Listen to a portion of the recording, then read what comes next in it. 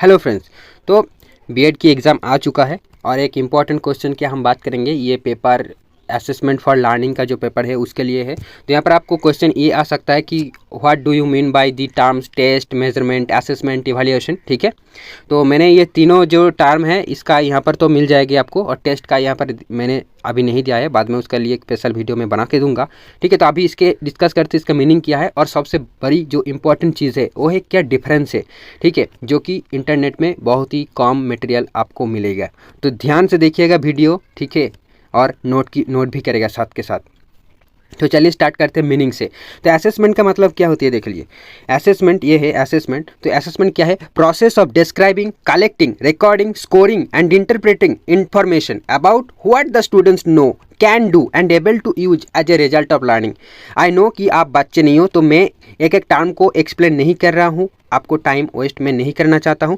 ठीक है, अगर आपको किसी चीज़ का मीनिंग समझ में नहीं आता तो ज़रूर आप नोट कर लिए और गूगल में जाइए, उसका मीनिंग देख लीजिए। आप जाते हैं मेजरमेंट पर। तो मेजरमेंट क्या है? ये है process to quantify the level of knowledge और skills acquired by learner with respect to the criteria. Okay, अब आती है इवैल्यूएशन पे। तो इवैल्यूएशन क्या है? ये प्रोसेस ऑफ एनालिसिस, अप्रेजल और judgement regarding whether or not the students have met the predetermined instructional objectives. ठीक है, तो एक बार शॉर्ट करके बता दी तू कि असेसमेंट क्या है। ये जस्ट एक प्रोसेस है ऑफ डिस्क्राइबिंग, कलेक्टिंग, रिकॉर्डिंग, मतलब जो जो चीज़ एक स्टूडेंट कर रहा है, ठीक है, तो उसका एक रिकॉर्ड रखना। ठीक है, और ये जानना कि स्टूडेंट कितना जानता है, वो क्या कर सकते हैं और क्या कर रहा है, मतलब ये सारी चीज़ें असेसमेंट पर आती है। अब मेजरमेंट क्या करती है? सिर्फ एक क्वांटिफाई करती है उसका नॉलेज को और स्किल को। इवैल्यूएशन क्या करती है? जो हमने इंस्ट्रक्शनल ऑब्जेक्टिव डिसाइड किया था वो कितना दूर तक अचीव हुआ है, मतलब कौन स्टूडेंट क्या अचीव कर पाया है, उसको डिटरमाइन करते हैं इवैल्यूएशन पर। ठीक है, अब नेक्स्ट पॉइंट। तो यहाँ पर आप देखिए बेसिस, याद रखिएगा डिफरेंस लिखने टाइम पर भी आपको ये 4 कॉलम करने पड़ेगा अगर तीनों आ गया तो। अगर जो नहीं आएगा, ठीक है, उससे आप बात दे दोगे तब भी ये सेम ही रहेगा, इसलिए मैंने एक कॉम्प्रीहेंसिव जो कंपाइल करके ये बनाया है। अब आते हैं डोमेन टेस्टिंग पर। ठीक है, बेसिस जो होगी वो डोमेन टेस्टिंग है। यहाँ पर बेसिस जो है डोमेन टेस्टिंग है। तो डोमेन टेस्टिंग में क्या देखते हैं? तो पहले कॉलम क्या था हमारा? असेसमेंट था, मिडिल में था मेजरमेंट और लास्ट में था इवैल्यूएशन। तो असेसमेंट में क्या होती है? सिर्फ कोग्निटिव और अफेक्टिव को दिखा जाता है। मेजरमेंट में सिर्फ कोग्निटिव डोमेन को कंसीडर किया जाता है, और कॉम्प्रिहेंसिव में सारे को कंसीडर किया जाता है, क्योंकि इवैल्यूएशन में सारे डोमेन को कंसीडर किया जाता है, क्योंकि इवैल्यूएशन एक कॉम्प्रिहेंसिव जो है एस्पेक्ट है। अब इसका नेचर हम देखते हैं। बेसिस जो है नेचर है, तो असेसमेंट का नेचर डायग्नोस्टिक नेचर है, और मेजरमेंट तो क्वांटिटेटिव है, और इवैल्यूएशन आपका जजमेंटल है। अब आते हैं ओरिएंटेशन पर। तो ओरिएंटेशन क्या है ना, असेसमेंट जो है ये प्रोसेस ओरिएंटेड है, मेजरमेंट नंबर ओरिएंटेड है, और इवैल्यूएशन क्या है ना, प्रोडक्ट ओरिएंटेड है। ठीक है, अब एम देखते हैं। एम क्या है? तो असेसमेंट का एम क्या है कि टीचिंग और लर्निंग प्रोसेस जो है उसे उसमें इम्प्रूवमेंट लाना, कि भाई स्टूडेंट क्यों मेरी बात को नहीं सुन रहा है, वो क्यों यूनिट टेस्ट में अच्छा नहीं कर पा रहा है। ठीक है, तो ये सारे चीज़ों को देखना, मतलब ये टीचिंग और लर्निंग प्रोसेस में कुछ गड़बड़ी है इसलिए शायद नहीं पा रहा है, तो उसमें सुधार करना, ये आपका एम हो गया आपका असेसमेंट का। अब मेजरमेंट के क्या है? ये सिर्फ नंबर दे देते हैं। ठीक है, आपका स्किल और नॉलेज जांच किया, ठीक है, आप मतलब आपने जो परफॉर्म किया है उसके बेसिस पे नंबर से हम उसे डिनोट करते हैं आपके लेवल को। तो वो एम हो गया आपका मेजरमेंट का। और इवैल्यूएशन के एम क्या होगा कि असाइनिंग ग्रेड और रैंकिंग। तो ये कॉम्परेटिव मेजर है। ठीक है, आप दूसरों से कितना आगे है कितना पीछे है, ठीक है, वो आपको कंपेयर असाइन करना, कि अब आपको एक रैंक देना कि आप फर्स्ट रैंक पर हो, आप सेकंड रैंक पर हो, तो ये इवैल्यूएशन करती है। अब रिजल्ट्स देखते हैं। रिजल्ट्स क्या है कि असेसमेंट के बाद क्या होती है कि टीचर जो होती है वो फीडबैक देते हैं स्टूडेंट्स के, ठीक है, ताकि फ्यूचर में उसका परफॉर्मेंस और भी इम्प्रूव हो। So provide feedback on students performance और एक्टिविटी। और जो मेजरमेंट है ये क्या करती है? सिर्फ एक न्यूमेरिकल रिजल्ट देते हैं, बस, ये एब्सोल्यूट है। अब एवेल्यूएशन क्या करता है कि ये न्यूमेरिकल भी देता है और डिस्क्रिप्टिव भी देता है। जैसे कि हमारा लिखा रहता है कुछ टाइम की ग्रेड में लिखा रहता है कि ए ग्रेड, ठीक है, तो इसका मतलब है वेरी गुड। ठीक है, और ए ग्रेड का मीनिंग क्या है? आपको 80 से 90 पाना है। तो इस करके सारे चीज़ें वहाँ पर दिया होता है। ठीक है, वो क्वालिटेटिव भी होती है, क्वांटिटेटिव भी होती है, न्यूमेरिकल भी होती है, या डिस्क्रिप्टिव भी होती है। अब आती है मेथड पर। ठीक है, मेथड क्या होती है कि teachers gather information by giving test, conducting interviews and monitoring behaviour. ये कहाँ होती है? असेसमेंट के टाइम पर होती है ये।